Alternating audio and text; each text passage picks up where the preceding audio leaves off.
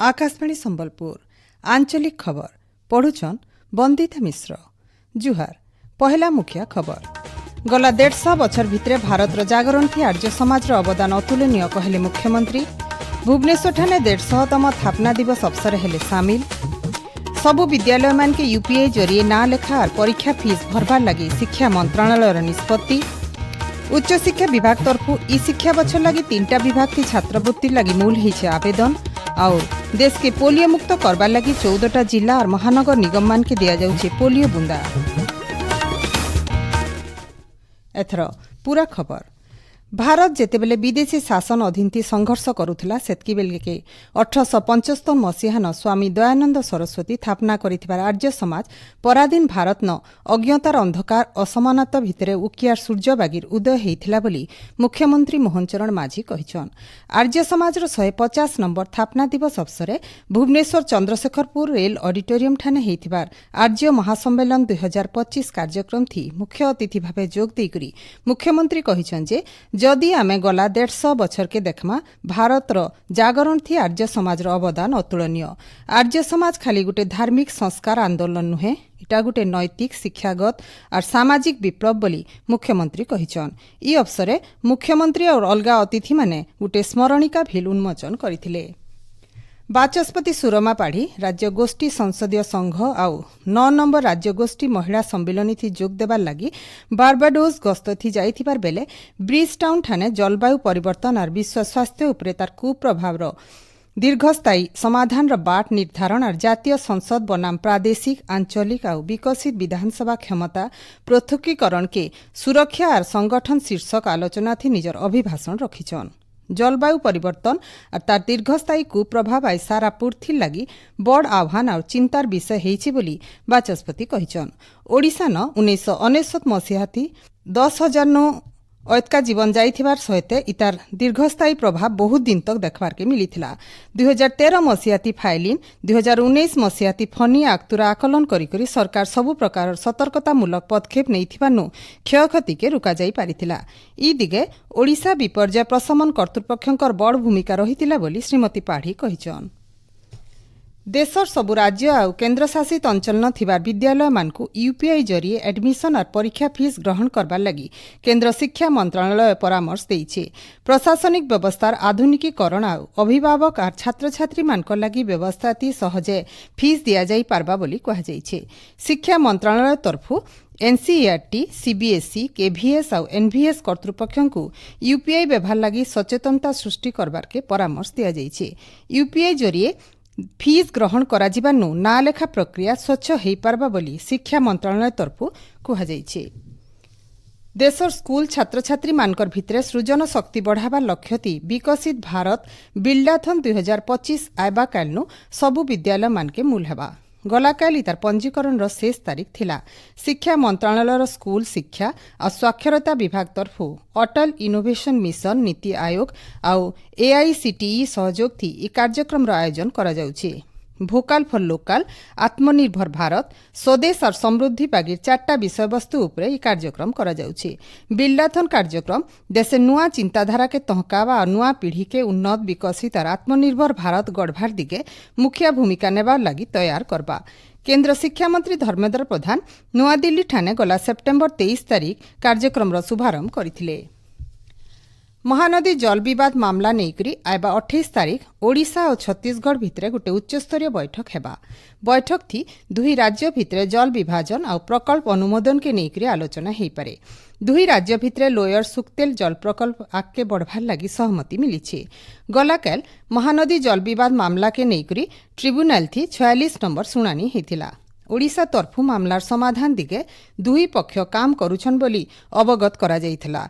आयबा नवेम्बर 15 तारीख के शुणाणी दिन धारिज करा जाइछे। आपण माने खबर सुनुछन आकाशवाणी संबलपुर केन्द्रनु। राज्य उच्च शिक्षा विभाग तरफु 2025-26 शिक्षा बछर लगी मुख्यमंत्री मेधावी प्रोत्साहन योजना जरिए वृत्ति पाइबार लगी आवेदन ग्रहण करा जाउछे। ई मेधावृत्ति योजना थी स्नातक स्नातकोत्तर वैषयिक और वृत्तिगत पाठ्यक्रम लगी गरीब और मेधावी छात्र छात्री मानकु 10,000 15,000 और 20,000 टंकार साहाय्य दिया जाउछे। गोपबंधु शिक्षा सहायता योजना थी भिन्न भिन्न पछुआ वर्गर छात्र छात्री मानकु बछरक 20,000 टंका वृत्ति दिया जाउछि। जेन छात्र छात्री मानकर परिवार रो बछरकर कमानी 2,50,000 नु कम थिबा सेमाने वृत्ति लागि आवेदन करि पारबे। सेंता व्यासकवि फकीरमोहन भाषावृत्ति योजना अधीन थी ओडिया भाषा न स्नातकोत्तर पाठ्यक्रम थी योग्यता पाइथिबार सबु छात्र छात्री मानकु एकाथरके 30,000 टंका दिया जिबा।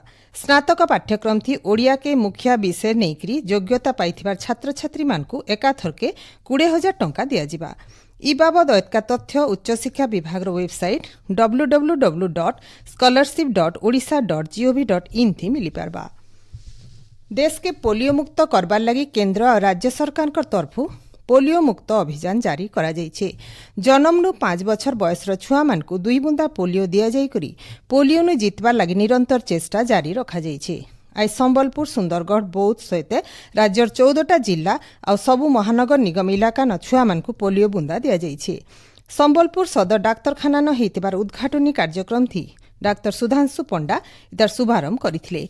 जिला न मोट 882टा पल्स पोलियो बूथ स्थापित करा जाइथिला।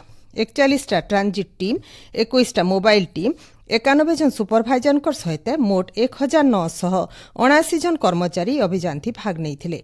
इ बाबदे संबलपुर जिलापाल सिद्धेश्वर बलिराम बोंदर कहिछन आज जिले सबु जगह सुरक्षित सहित पल्स पोलियो विभिन्न बूथ रे दिया जाउथिला। गुडाए पिला मानन को दिया जाइछ मध्य हमर आसंता काली माने 13 तारीख और 14 तारीख दिन मध्य ये कैंपेन चलिबो। एतरे हमर जो एएनएम अछंती कि हमर जो हेल्थ स्टाफ अछंती से एबे जो पिला माने पाइनांती तांको डोर टू डोर जाई कि मध्य ये टीका देबे। मु समस्त जनसाधारण को विनती करूछि कि 5 वर्ष तळे जो भी पिला माने अछंती तांक पल्स पोलियो रो डोज देबाटा 2टा ड्रॉप देबाटा निहाती आवश्यक अछि। आमे भारत वर्ष को आम जिला पोलियो मुक्त करिबा पई अभियान बहुत आवश्यक। आज हेउचे विश्व गंठीपात दिवस। फी बछर अक्टोबर 12 तारीख इ दिवस पालन करा जायसी। इ बछर इ दिवस रो वार्ता हेउचे सपन रो शक्ति व्यक्तिगत लक्ष्य।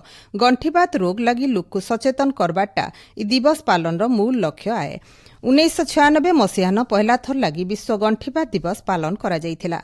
इहादेर समयाथी आंठुगंठी बात समस्या भावे उभा हिचे। आर्थराइटिस गुटे खंजा जनित समस्या। खंजा थी केंसी प्रकार समस्या देखा देले सेटा मनुष्य के जांच करबार थी असुविधा हेसी। आर्थराइटिस रोग नु दूरे रहबार और इतार सहित मुकाबिला करबार लगी जीवन शैली थी परिवर्तन आनबार दरकार। इथि लगी सबुदिन व्यायाम करबार सहित किछि समय चलाबुला करबार दरकार।